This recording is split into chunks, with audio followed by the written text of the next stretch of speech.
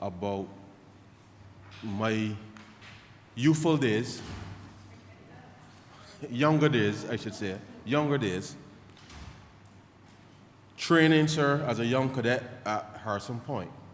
And I reflected on my first cadet camp, summer camp, sir, experience at what was then, because the naval base had been abandoned, we had set up tents over by the lighthouse site. But I remember, sir, the sense of purpose and a sense, sir, the camaraderie that one would have in relation to meeting other cadets from other schools and the like, sir. And then as a senior cadet, sir, when the base had received a little more attention, when we were actually housed within the barracks themselves, which is now clearly the isolation facility that we stood up for COVID-19.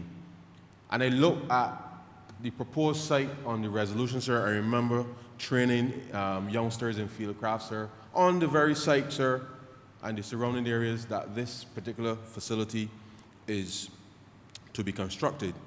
I felt it was important that I stood in this debate, not just from an economic imperative, sir, and to see that there is development and investment coming for Barbados, but to realize that the things that are the use, I should say, of things in the past, sir, things will change over time, and therefore, as a country seeking to provide opportunities for young people, then I believe that the citizens, certainly, of St. Lucie can certainly look forward to the transformation that I believe, sir, that this specific investment and proposal, not just in education, but certainly with respect to the enhancement of medical services, not just for the persons of St. Lucie, but I think for Barbados, we will all stand to benefit, sir, from this transformation. And it is important to recognize, sir, that this Barbados Labour Party has been consistent, sir, with respect to how we see the economy diversifying on the one hand, sir, but equally, sir, ensuring that as it relates to the provision of public services, that we find innovative ways, sir, of leveraging our strengths, which Barbados has long been known for having strength in both education services, sir, as well as medical services. And this specific intervention today, I believe, will unlock, sir, two strengths all at the same time by being able to leverage both the educational strength of the country in addition to the medical side, but more focused now on the dental side. And the Honourable Member for St. Philip North, in her contribution, sir, raised a number of issues which I too certainly would want to lend my support to, because in recent times, and I suspect, sir, it perhaps has to do with the way the pandemic evolved and the disruption in supply chains and the like, sir, in relation to how the provision of dental implants and the like, sir, in the way that it is being done now, caused somewhat of a disruption within the process. The truth is, sir, that anything related to, as you would appreciate, sir, in the Ministry of Finance, I have no particular, or nobody in the Ministry of Finance has no particular expertise in anything that is medical. And therefore, we've been working with the Ministry of Health to understand what has been happening in relation to the treatment, if you like, of the process in terms of getting dental prostheses done in the country. And as I understand it, sir, if you have to go and get some type of dental prostheses, it is fitted. It has to be in a mold. It has to go outside to some lab, perhaps in Miami or somewhere in the United States, and comes back. And therefore, there's a little bit of a back and forth, so to speak. And therefore, the arrangements around the importation with customs and health, certainly as really the competent authority within the space, we're trying to regularize that so that the Ministry of Health, being the competent authority in that respect, would have the capacity to be able to clear those items as appropriate rather than relying solely on the Customs Department as well as the agents to be able to work through that. And therefore, I'm confident we'll be able to find a solution to that.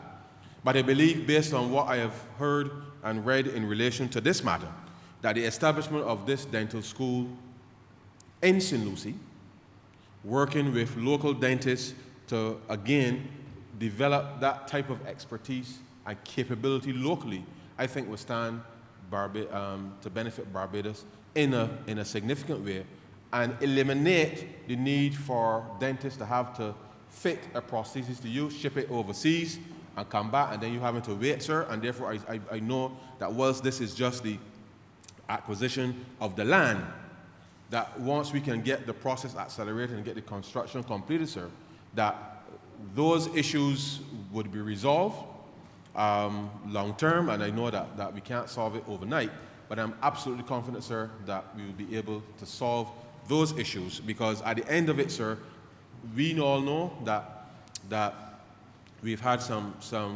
issues with respect to the provision of dental care in the country. We've heard in this very Parliament when the Ministry of Health has come to present their estimates, some of the concerns that were raised in relation specifically to the provision of having enough dentists to be able to supply the services within the polyclinics, and then equally, sir, in relation to the child dental care program as well. And I'm confident, sir, that working with these entities that we will be able to resolve these matters from a capacity perspective.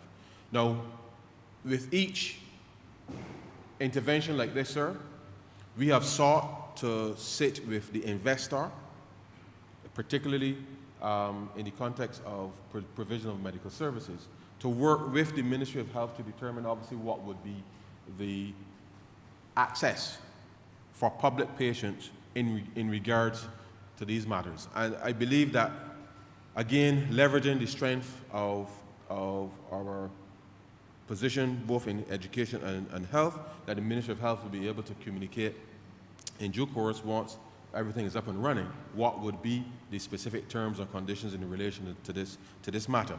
And therefore, it is going to be important for Barbadians to appreciate that there's going to be a development phase of this initiative, unlike that with Ross that took the operations into LESC. The contemplation is to build a specific facility to be able to deal with the provision of these educational services, sir. And from what I've been able to see from the 3D renderings of the architectural designs, it looks like a transformational space that I think persons in the environs of Maycock, sir, and Broomfield will be able to see within their space what would be a very, very modern facility. But I am more than confident that what they'll be perhaps more interested in would be, one, not just the medical services that they too and all the rest of Barbados can access, but what is going to be important when these students arrive, sir, is that they're going to need some place to stay. And just like Ross students have been occupying a lot of the properties in the south, I would imagine that properties available in the north, close to campus, even within walking distance, I suspect that the member for St. Lucie will be having a quiet word with those who may have capacity within Broomfield and Maycock, especially close walking distance, sir, to the facility, that if you want to spruce up and add on a little room or two, that there might be the possibility for that. And certainly, sir, across St. Lucie and St. Peter, I suspect you would see rental accommodation.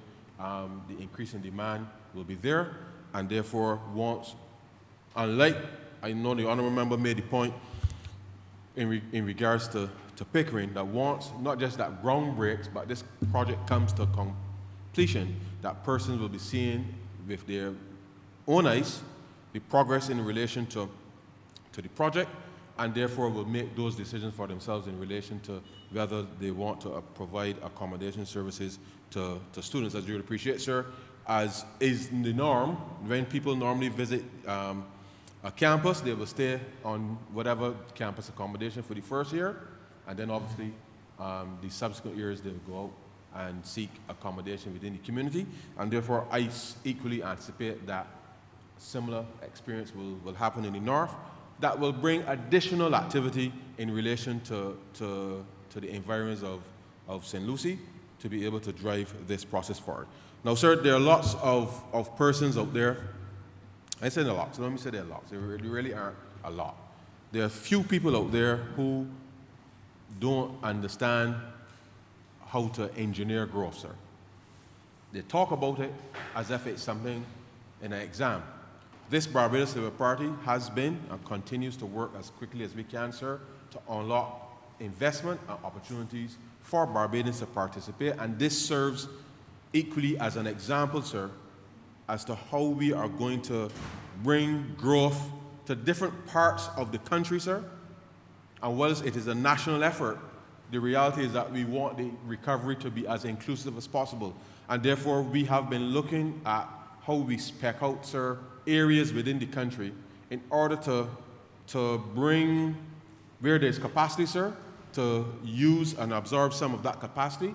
And I think this site in the north serves as an example as to how you can energize, sir, activity in the north, given that we are seeing a transition, if you like, sir, in relation to things in the economy. And as you would appreciate, sir, you always have to balance what is new from what maybe as other entities are going through their own transition, that this will help to boost the local economy, certainly in St. Lucie, but I believe it will equally, sir, allow for additional business opportunities to come to the specific space. As you would appreciate, sir, the provision of services to the entity would be required, and the truth is that it really does give an opportunity for persons who operate within northern Barbados to be able to provide services to that particular space. And the truth is, sir, is that we want to be able to build out an ecosystem of activities that will energize local communities and to bring new areas of opportunity within the space. And as you would appreciate, sir, that with the enhancement of technology and what is contemplated within the context of the cutting edge type of research and delivery of health dental services in the country, then I know that the training opportunities for our local dentists, as well as the opportunity for ordinary Barbadians to have access to some services that are not currently available in the country, is going to be critically important, sir, for us to be able to lift our game.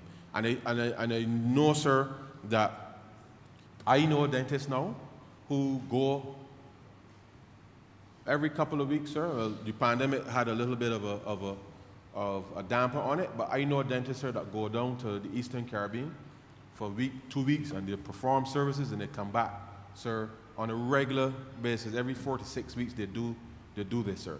And the truth is, it means that with this type of investment that we could do potentially more. And therefore, one should not see this as any competition, so to speak, but how do we enhance Barbados' ability, sir, to provide dental services, not just for the local population, but equally, sir, for either persons to come to Barbados to have dental surgeries completed, or for some of that capacity that we have built to be able to go and do more services across the region, and to help bolster, sir, an area that really and truly, sir, up until now is quite limitless. And the truth is that, as the Honourable Member for St. Philip North spoke, dental health is critical, and therefore we want to be able to roll out as much as possible, sir, a very comprehensive dental care program that will allow Barbadians not just to access it, but access it affordably, sir. And I believe that this type of investment and this type of opportunity can lay a very strong platform, sir, for us to be able to drive that. So as a growth plank, sir, it ticks two critical boxes, if you like, sir, because it leverages, as I said earlier, both the education as well as the health component in relation to this.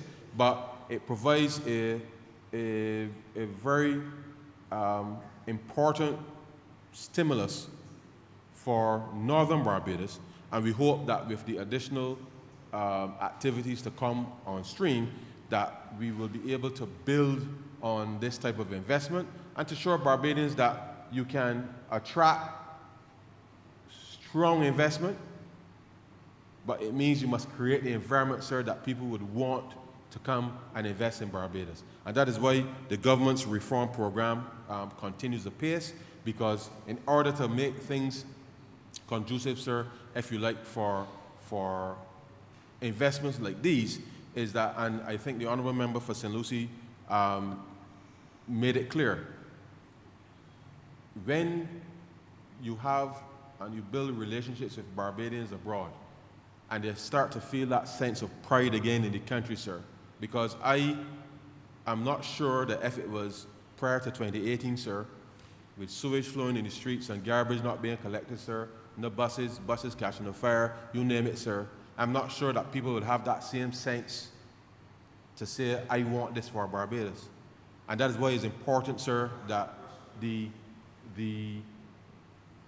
way that a government governs, sir, sends a signal for people to make those decisions, because on the face of it, sir, you could go to Cayman and pay net skin and nothing in taxes, sir, and get all the fancy things that you can get there. But I believe it's important that who is making the decisions, that there is a connection to Barbados and people wanting Barbados to do well. And I commend the Honourable Member for his intervention, because had it not been for a very strong record of this government, sir, in the last 5 years, even his impassioned plea may not have been enough if we had not done what we had to do prior to COVID, during COVID, sir, that would say to a Barbadian, you can have the confidence that we can get this investment landed here and to be able to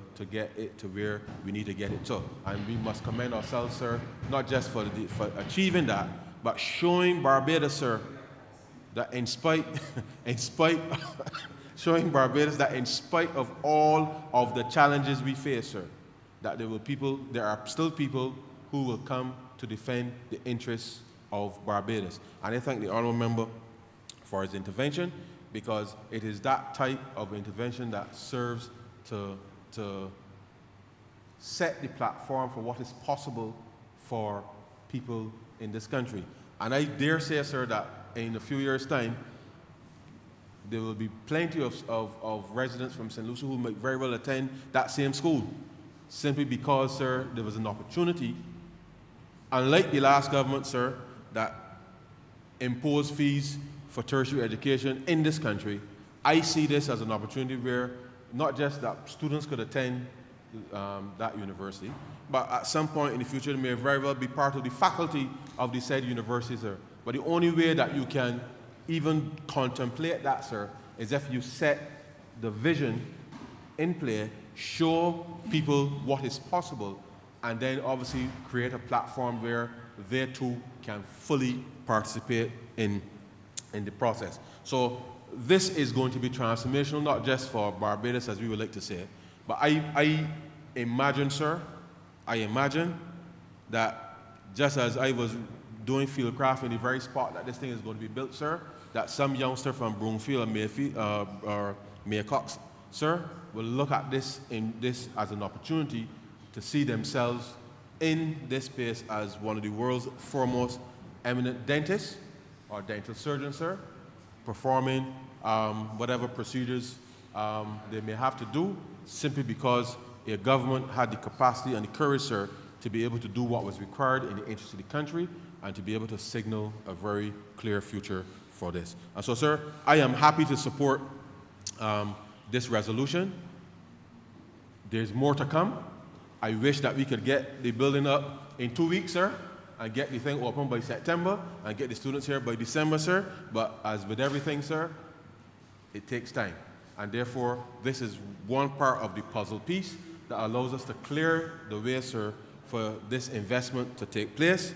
And therefore, the Ministry of Finance, working with the Ministry of Health, certainly the Ministry of Housing, will ensure that we do, and the Ministry of Education, for that matter, to make sure that all of the necessary regulations and support that is required to get this done, all of the accreditation, all of those things would be in place, sir, because we want that when the doors are open for teaching, sir, as well as the practice side in relation to whether it's community dental services and the like, sir, that everything is in place for us to be able to move this process forward. And so, sir, with those very few words, I am obliged to you.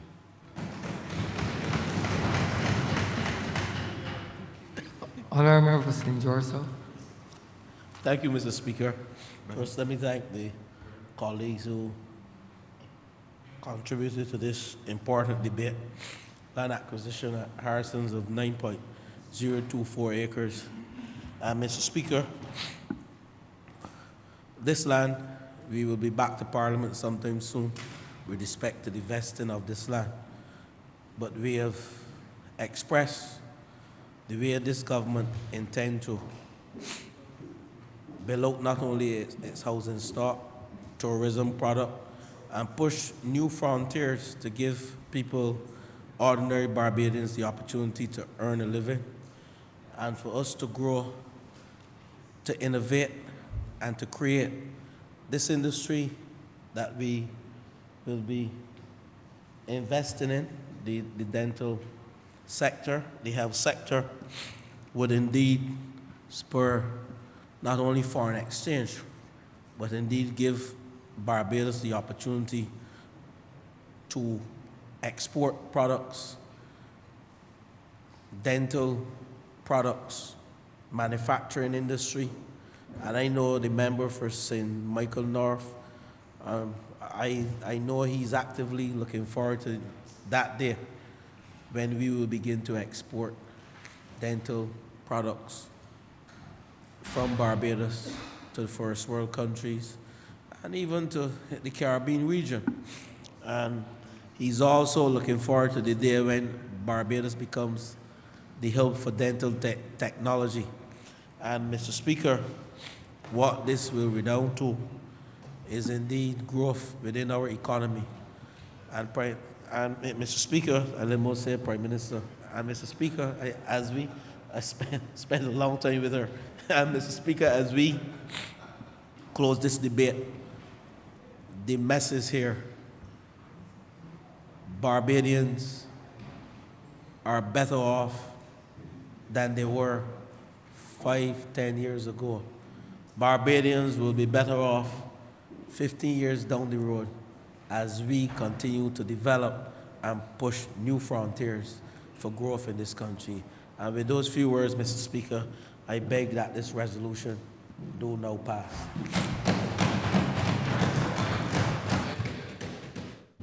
The question is that this resolution do now pass.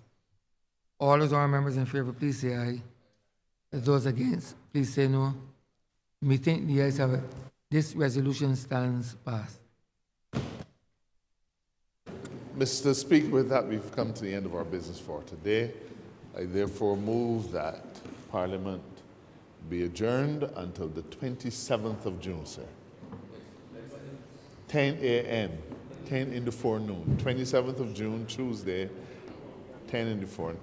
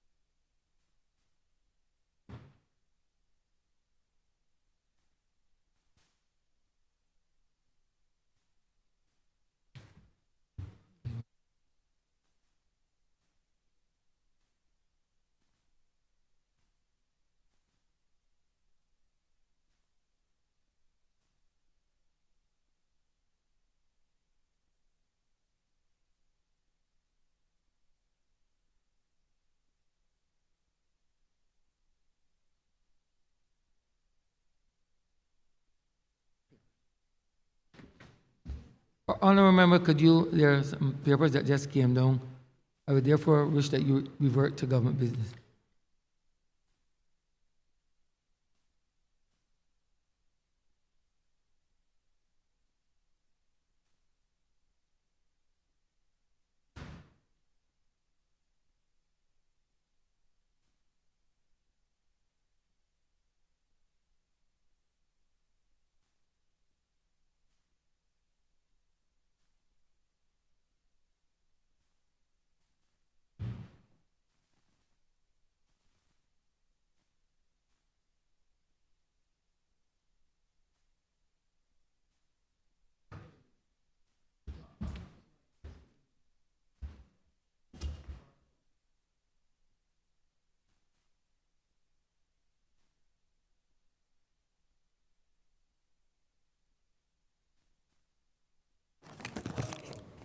Mr. Speaker, sir, papers recommitted. Honourable member St. Joseph. Mr. Speaker, I'm commanded to lay the Barbados Optional Savings Bond Plus offer to the public amendment order of 2023. And Mr. Speaker, sir, I'm further commanded to lay the Barbados Optional Savings Bond Plus offer to the public monetary value of bonds number 2 order 2023. Revert to government business. Honourable member. Thank you, Mr. Speaker. As I moments ago indicated, with that we've come to the end of our business for today, and I therefore move that Parliament be adjourned until the 27th of June at 10 a.m. in the forenoon.